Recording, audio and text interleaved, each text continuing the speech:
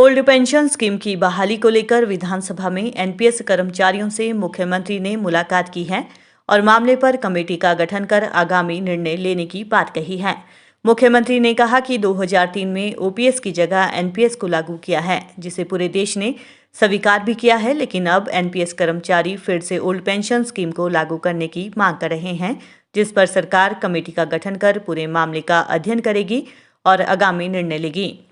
मुख्यमंत्री जयराम ठाकुर ने कहा कि 2003 में कांग्रेस सरकार ने ही प्रदेश में सबसे पहले एनपीएस को लागू किया था, लेकिन आज जब वे विपक्ष में हैं तो राजनीतिक लाभ लेने के लिए कर्मचारियों को गुमराह कर रहे हैं, जिसमें उनको कामयाबी नहीं मिलेगी। सरकार फिर भी कमेटी का गठन कर रही है, जिसकी रिपोर्ट और वित्तीय स्थितियों को देखकर सरकार पेंशन बहाल करने या नहीं करने पर निर्णय लेगी। वहीं पुलिस पे बैंड विसंगति पर भी मुख्यमंत्री ने कांग्रेस पर निशाना साधते हुए कहा है कि कांग्रेस को शर्म आनी चाहिए।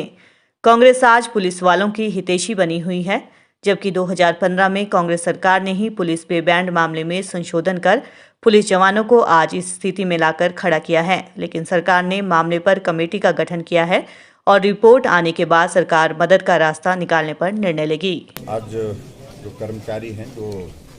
अपनी मांगों को लेकर के आए, विशेष तौर से उनकी मांग ये है कि 2003 से पहले जो ओपीएस थी उसको बहाल किया जाए। मैंने उनकी बात सुनी है सारी, लेकिन इस बात को भी हमको समझना पड़ेगा कि 2003 में अगर ओपीएस लागू की गई थी, आज हमारे कुछ कांग्रेस के विपक्ष के लोग भी इस बात को लेकर के कुछ गाहे बिगाहे हम सुनते हैं उनको बोलते हुए, उनको इस बात को भी समझना चाहिए कि 2003 में सरकार हिमाचल प्रदेश में कांग्रेस पार्टी और कांग्रेस पार्टी की सरकार ने ओपीएस को खत्म करके नई पेंशन स्कीम की जो है एनपीएस की शुरुआत की और पूरे देश भर में, शायद अगर मैं गलत नहीं हूँ, शायद पहला राज्य है हिमाचल प्रदेश जहाँ सबसे पहले एनपीएस को स्वीकार किया गया सरकार के द्वारा। और आज इस सारे विषय को लेकर के जो हमारे सामने परिस्थिति आई है, इस बात को हमको समझना पड़ेगा कि उस परिस्थिति के लिए हम दोषी नहीं हैं, लेकिन फिर भी पूरे देश ने एनपीएस को स्वीकार किया है। एक राज्य को छोड़ करके, वेस्ट बंगाल को छोड़ करके, पूरे देश के सभी राज्यों में आज की तारीख में न्यू पेंशन स्कीम ही चल रही है। और न्यू पेंशन स्कीम्स के अंतर्गत जो 2-3 इश्यूज थे, इनका जो शेयर है वो 10 से 14 करना, इनके लिए शेयर करना वो 10 से 14 करना, वो भी हमने किया। 2009 की नोटिफिकेशन के मुताबिक इश्यूज थे जिनकी डेथ हो जाती है, वो भी हमने डेथ हो जाती है, एक्सीडेंट हो जाता है, उनको भी कवर करने के लिए जेसीसी में मामला उठाया, उसमें हमने उसको स्वीकार किया, हमने कहा इसको करेंगे। और ग्रेजुएटी की भी बात कहें तो वो भी हमने इनकी जो है वो दी।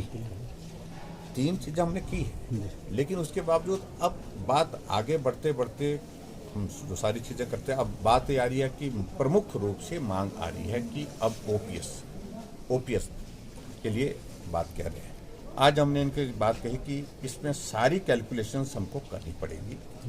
आज की परिस्थिति में प्रदेश की आर्थिक स्थिति को देखते हुए क्या हम इस स्थिति में हैं कि हम ओपीएस के लिए जा सकते हैं? ऐसी चीज़ों को लेकर के एकदम जल्दी में निर्णय करना संभव नहीं, तो इसलिए थोड़ा हमको इस बात को कैलकुलेट करने दीजिए। सोचिए, हमने आज एक ही बात कही है कि हम एक कमेटी कॉन्स्टिट्यूट करेंगे और वो कमेटी सबके पक्ष को, एनपीएस के उस पक्ष को भी सुनेगी और उसके साथ साथ में अपना सरकार का पक्ष भी सुनेगी, सरकार में क्या स्थिति है, और उसके बाद फिर क्या चीज़ें की जा सकती हैं जो डूएबल होगी, उन सारी चीज़ों पर उसके बाद ही विचार करेंगे। क्योंकि सर आज